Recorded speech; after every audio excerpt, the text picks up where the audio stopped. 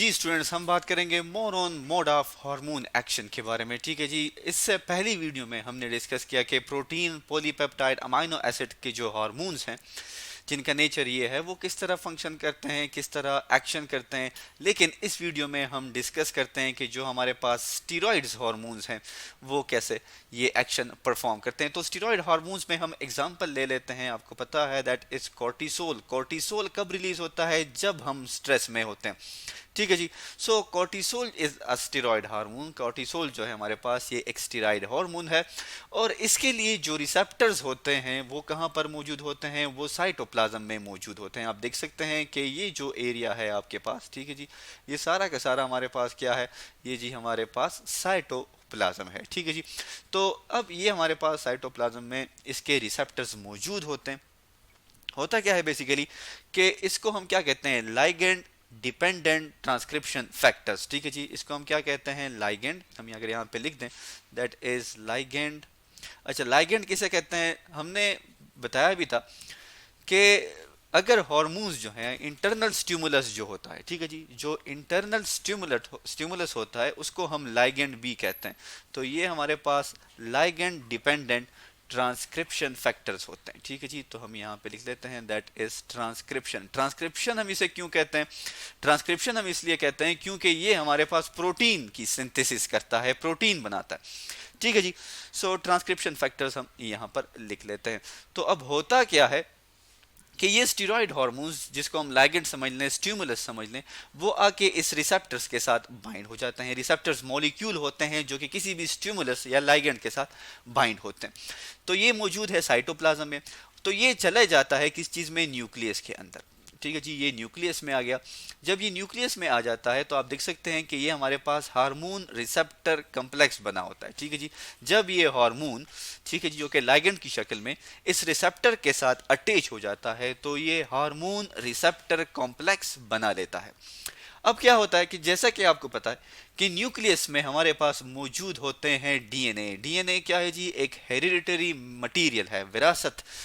क्या है? अगर हम ये कह सकते हैं कि जैसे कि हमारे पास क्या है, हाइट हो गई, ठीक है जी, कद हो गया, या आइस का कलर हो गया, ये सब तमाम इंफॉर्मेशन इस डीएनए के पास मौजूद है कि पेरेंट्स में कैसे होगी और ऑफस्प्रिंग में कैसे होगी। तो ये जो हमारे पास कॉम्प्लेक्स बन जाता है ये आके इस डीएनए के एक स्पेसिफिक रीजन पे अटैच हो जाता है। उस रीजन को हम कहते हैं प्रोमोटर। ठीक है जी।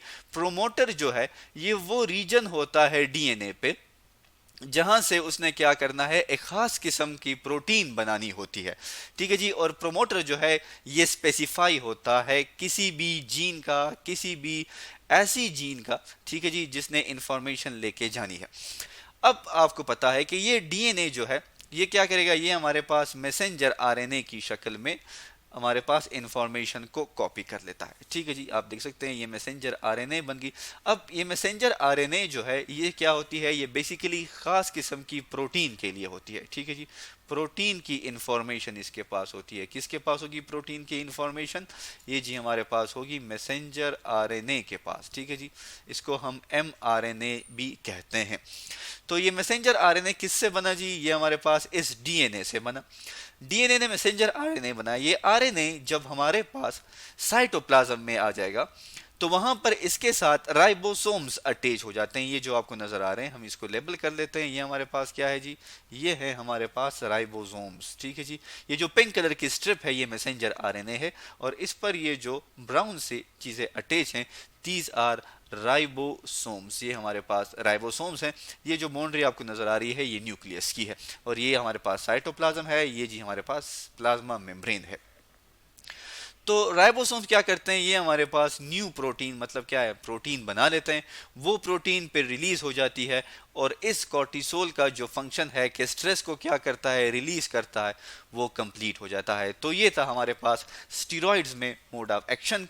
लेकिन एक बात आप हमेशा याद रखें कि अगर हम बात करेंगे स्टीरॉइड्स हार्मोन्स की तो उसमें हम कहते हैं लाइगेंड डिपेंडेंट ट्रांसक्रिप्शन फैक्टर। ये वर्ड हम जरूर यूज करेंगे, इस्तेमाल करेंगे।